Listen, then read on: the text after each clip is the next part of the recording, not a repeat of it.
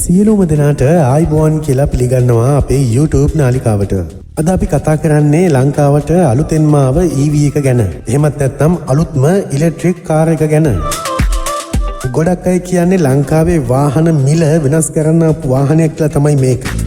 ඒ කියන්නේ නොවටිනා ගණන් වලට ඉන්දියන් වාහන විකුණන මාෆියාව නතර කරන්න ආපු බජට්ම කාර් එක තමයි මේක. බ්‍රවුන්ස් සමාගම තමයි මේ වාහනේ ලංකාවට ගෙන්නන්නේ. 2020න් පස්සේ වාහන ආනයනය 2025 නැවත ආරම්භ වුණා. ගොඩක් වෙලාවට ජපානය, කොරියාව සහ වෙනත් ප්‍රසිද්ධ රටවල් වලින් තමයි මේ වාහන ආනයනය කරන්නේ. මේ ගෙන්නපු අලුත්ම වාහන වල මිල ලක්ෂ 65ත් 70ත් අතර ගානකට තමයි තියෙන්නේ. ඒ කියන්නේ ගන්න පුළුවන් බේසික්ම වාහනයත් ලක්ෂ 65ත් 70ත් අතර ගානකට තමයි තියෙන්නේ. මේ වෙලාවේ ගොඩක්ම අසාධාරණ මිලකට තමයි ලංකාවේ පාවිච්චි කරපු වාහන අලවිවන්නේ. අපි බැලුවොත් ඉන්දියන් ඇල්ටෝ එකක් 2015 වගේ මොඩල් එකක් මේ වෙනකොට ලංකාවේ විකිණෙන්නේ ලක්ෂ 35ත් 40ත් අතර ගානකට. ඇත්තටම මේ ගාන සාධාරණද? පුදුම කියන්නේ ඒක නෙමෙයි. ඒ ගානටත් ගන්න සමහරක් කට්ටිය තාමත් ඉන්න එකයි. හැමෝම කතා වෙන විදිහට බ්‍රවුන්ස්ලා හඳුන්වලා දුන්න මේ EV එක ලංකාවේ නොවටිනා ගණන් වලට විකිණෙන ඔය වගේ වාහනවල මිල වෙනස් කරන්න පුළුවන් කාර් එකක් විදිහට තමයි හැමෝම හඳුන්වලා දීලා තියෙන්නේ. අවුරුදු 10ක් පරණ වාහනයක් අරන් පදිනවද? එහෙම නැත්නම් ඒ ගානටම අලුත් වාහනයක් අරන් පදිනවද කියන එක ඔයාලා තමයි තීරණය කරන්න ඕනේ. මේ වාහනේ එක චාර්ජින් එකකින් කිලෝමීටර් 220ක් පමණ ධාවනය කරන්න පුළුවන්. ස්ලෝ චාර්ජ් කරොත් පැය 6කින් පමණ චාර්ජ් කරන්න පුළුවන්. මේ වාහනේට තියෙන විශේෂම දේ තමයි බැටරි එකට අවුරුදු 10ක වගකීමක් ලැබෙන එක. ඇත්තටම ඒක වටින දෙයක්. මොකද ගොඩක් අය බය වෙන දෙයක් තමයි මේ බැටරි එකට. ඉතින් ඒකටත් විසඳුමක් දීලා තියෙනවා බ්‍රවුන්ස්ලා. බැටරි එකට අවුරුදු 10ක වගකීමක් ඔයාලට ලැබෙනවා.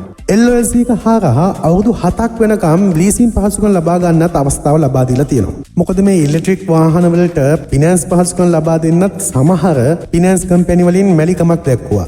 ඉතින් ඒකටත් විසඳුමක් විදියට LOLC සමාගම විසින් ඔයාලට අවශ්‍ය නම් අවුරුදු 7ක් දක්වා ලීසින් පහසුකම් ලබා දෙන්නත් එයාලා සූදානම්ින් සිටිනවා. බ්‍රවුන්ස්ලා හඳුන්වලා දුන්න මෙන්න මේ කාර් එක ලක්ෂ 45 ඉඳන් ඉහළට ඔයාලට ලබා ගන්න පුළුවන්. මේ ගානට නම් ගොඩක් වෙලාවට අලුත්ම වාහනයක් නිසා ගාන නම් සාධාරණ කියලා හිතෙනවා. එක චාර්ජින් එකකින් අඩුම ගානේ කිලෝමීටර් 300ක්වත් යන්න පුළුවන් නම් අපිට අර කරදරයක් නැතුව ගිහින් එන්න පුළුවන් හැකියාවක් තියෙනවා කියලා තමයි මගේ මතය නම්. කොහොම වුණත් නොවටිනා ගණන් වලට විකිණෙන මේ පොඩි කාර් වල මිල නම් අනිවාර්යයෙන්ම අඩු විය යුතුයි. මොකද පොඩි මිනිස්සුන්ට තමයි ඒකිනුත් අසාධාරණයක් සිද්ධ වෙන්නේ. මොකද ලක්ෂ 300 400 කියන වාහනවල තව ලක්ෂ 50ක් වැඩි වුණා කියලා ඒ අය ඒ වාහනය නොගෙන ඉන්නේ නැහැ. හැබැයි සාමාන්‍ය මිනිස්සෙක් ගොඩක් වෙලාවට ගන්න ඉන්දියන් වගේ ඇල්ටෝ රථයක මිල ලක්ෂ 50ක වගේ මුදලකට ආවොත් ඒ අයට ගන්න පුළුවන් වෙයිද? එහෙනම් එතන අසාධාරණයක් සිද්ධ වෙනව නේද? මේ තියෙන වාහන මාෆියාව අනිවාර්යයෙන්ම නතර විය යුතුයි.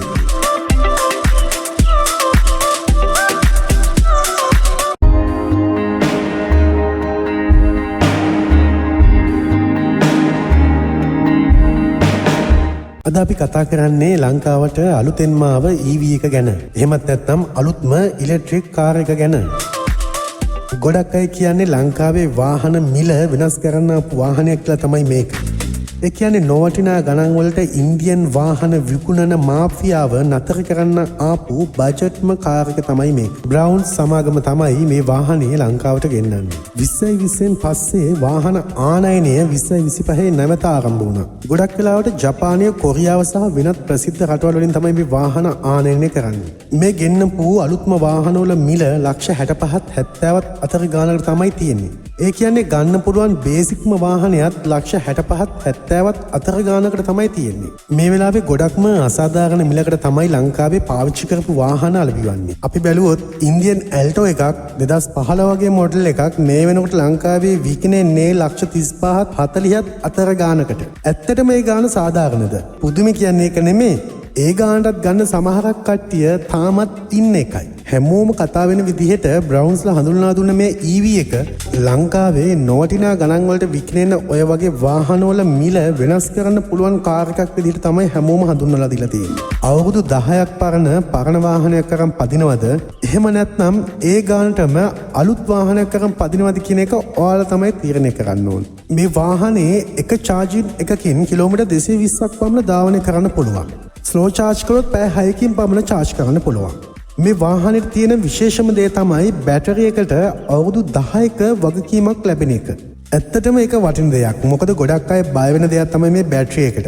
ඉතින් ඒකටත් විසඳුමක් දීලා තියෙනවා බ්‍රවුන්ස්ලා. බැටරි එකට අවුරුදු 10ක වගකීමක් ඔයාලට ලැබෙනවා. LOS එක හරහා අවුරුදු 7ක් වෙනකම් ලීසින් පහසුකම් ලබා ගන්නත් අවස්ථාව ලබා දීලා තියෙනවා. මොකද මේ ඉලෙක්ට්‍රික් වාහන වලට ෆිනෑන්ස් පහසුකම් ලබා දෙන්නත් සමහර ෆිනෑන්ස් කම්පැනි වලින් මැලිකමක් දැක්වුවා. ඉතින් ඒකටත් විසඳුමක් විදියට LOS සමාගම විසින් ඔයාලට අවශ්‍ය නම් අවුරුදු 7ක් දක්වා ලීසින් පහසුකම් ලබා දෙන්නත් එයාලා සූදානම්ින් සිටිනවා. බ්‍රවුන්ස්ලා හඳුන්වලා දුන්න මෙන්න මේ කාර් එක ලක්ෂ 45 ඉඳන් ඉහළට ඔයාලට ලබා ගන්න පුළුවන්. මේ ගානට නම් ගොඩක් වෙලාවට අලුත්ම වාහනයක් නිසා ගාන නම් සාධාරණ කියලාත් හිතෙනවා. එක චාර්ජින් එකකින් අඩුම ගානේ කිලෝමීටර් 300ක්වත් යන්න පුළුවන් නම් අපිට අර කරදරයක් නැතුව ගිහින් එන්න පුළුවන් හැකියාවක් තියෙනවා කියලා තමයි මගේ මතය නම්. කොහොම වුණත් නොවටිනා ගණන් වලට විකිනෙන මේ පොඩි කාර් වල මිල නම් අනිවාර්යයෙන්ම අඩු විය යුතුයි. මොකද පොඩි මිනිස්සුන්ට තමයි ඒකිනුත් අසාධාරණයක් සිද්ධ වෙන්නේ. මොකද ලක්ෂ 300 400 කියන වාහනවල තව ලක්ෂ 50ක් වැඩුණා කියලා ඒ අය ඒ වාහනය නොගෙන ඉන්නේ නැහැ. හැබැයි සාමාන්‍ය මිනිස්සෙක් ගොඩක් වෙලාවට ගන්න ඉන්දියන් වගේ ඇල්ටෝ රථයක මිල ලක්ෂ 50ක වගේ මුදලකට ආවොත් ඒ අයට ගන්න පුළුවන් වෙයිද? එහෙනම් එතන අසාධාරණයක් සිද්ධ වෙනව නේද? මේ තියෙන වාහන මාෆියාව අනිවාර්යයෙන්ම නතර විය යුතුයි.